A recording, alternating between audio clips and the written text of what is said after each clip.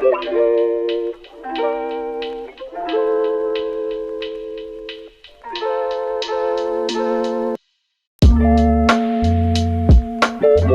know what it is? It's the boys. We back at it. The dream team. Your second favorite dream team in this bitch. Is ready to know what it is. It's me, Primo, on to my left. Apollo.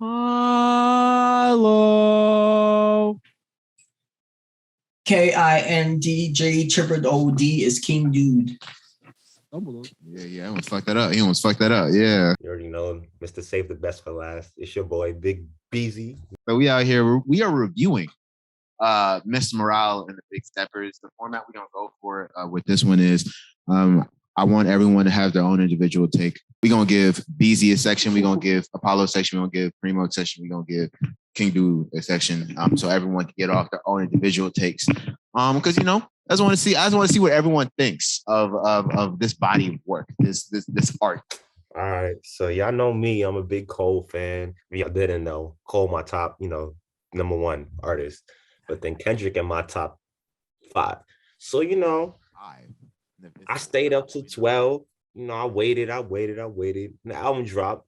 I gotta say, I'm very, very, very impressed. But I expected that. Overall rating, I gotta give it an 8.6 out of 10. Now, hear me out. I know, the Kendrick fans gonna go crazy when they hear that. Why is it not 10 out of 10? And nothing's perfect.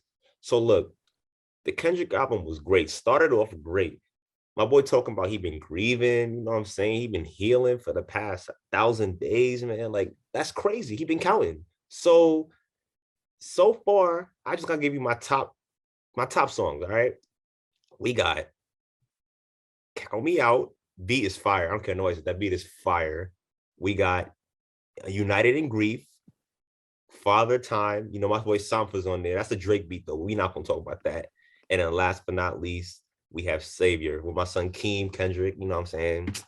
Overall, though, the album was fire. Different types of sounds. The sounds were very unique. It kind of gave me Pimp a Butterfly vibes in some parts of the album.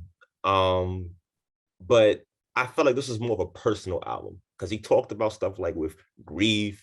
He talked about his childhood. If you haven't, I don't know if you heard the songs yet, but he even mentioned about, I think, his uncle kind of like, his family trying to be like, yo, did he touch you? Did he touch your cousin? And it's just like, whoa.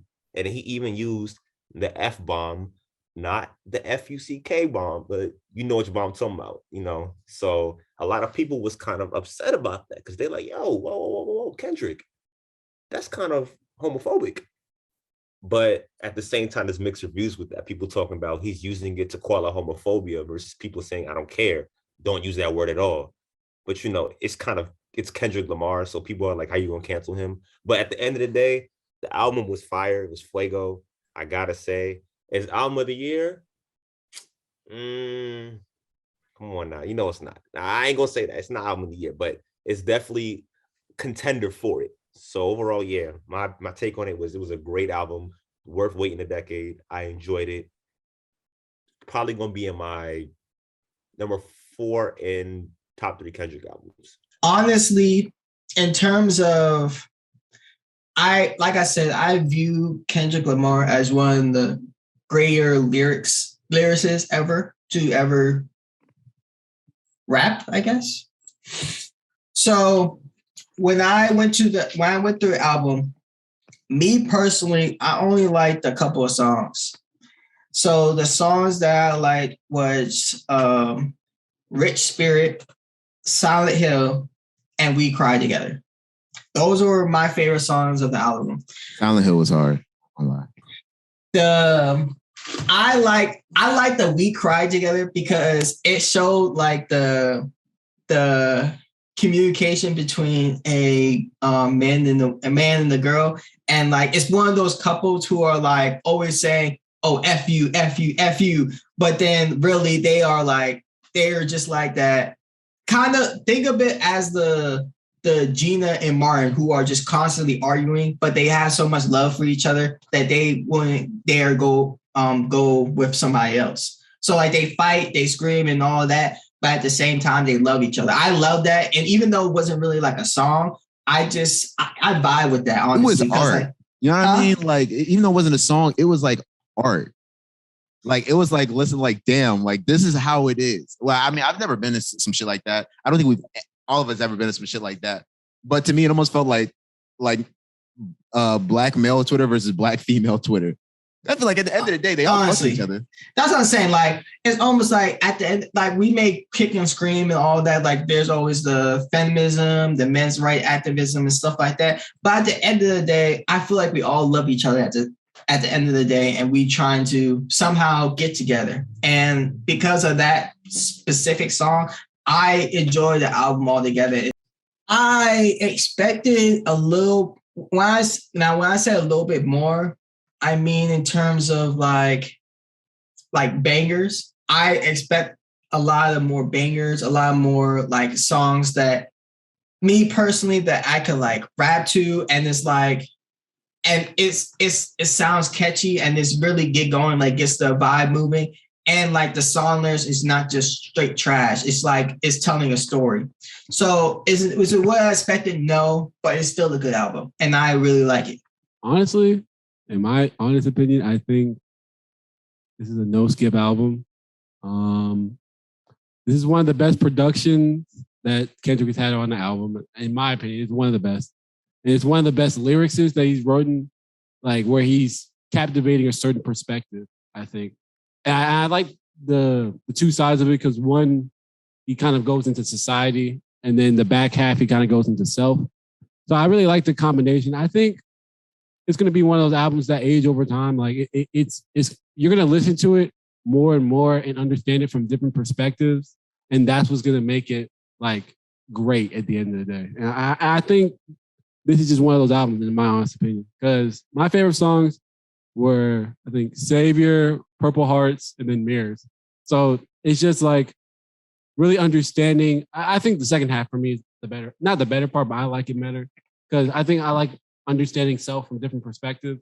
And I think Kendrick does that. And I think for the 5 years that he has been away is basically what he's saying from that perspective. So it's going to be a little weird, but then it's just like when everything comes full circle, it's going to be like, okay, I see what he was saying about this, that, and the third. I think each song is specific for different people.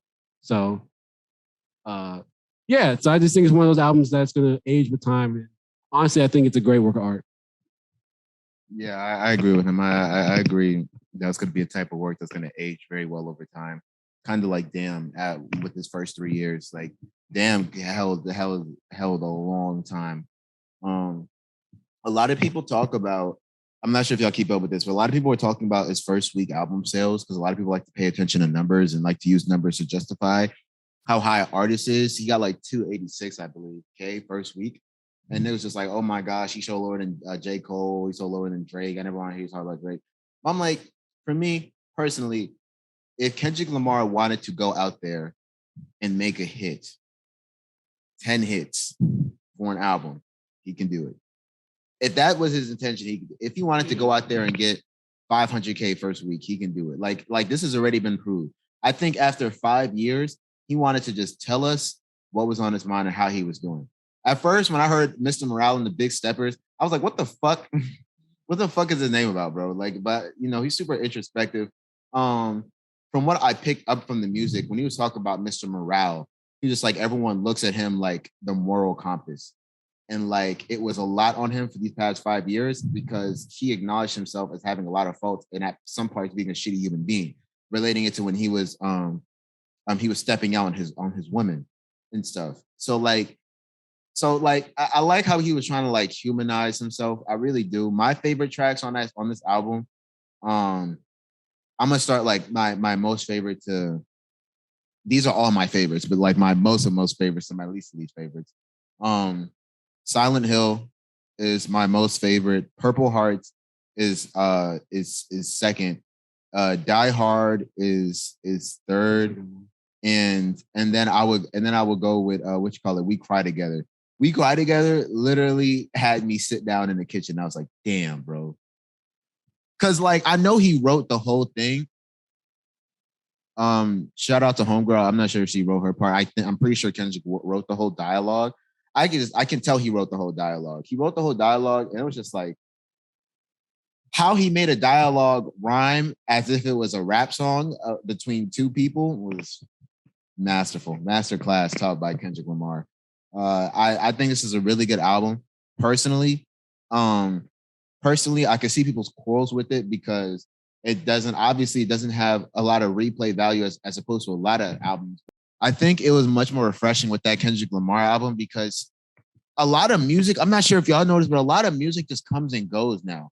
Like a Lil Baby album drop, it comes and go. A future album drop, it comes and go. Lil Uzi, it comes and go. Like we're banging it for like 2 weeks. For like 2 weeks because it's hard beats. We like the hard hitting bump, bump, bump. Like we like shit that we can play in the car. But like I felt like music was going in a direction where it's just like we weren't really, like there wasn't really as much substance. That's why we don't really listen to it as long. But I could see this album being a type of album like damn that's being listened to for a long time. And I don't think Kendrick Lamar is going to disappear for the 5 years. I think he's going to be very prevalent now. Like, honestly, this might be a hot take because it might not happen. It might not. I don't know. I don't want it to happen. But honestly, this album, hear me out when I say this.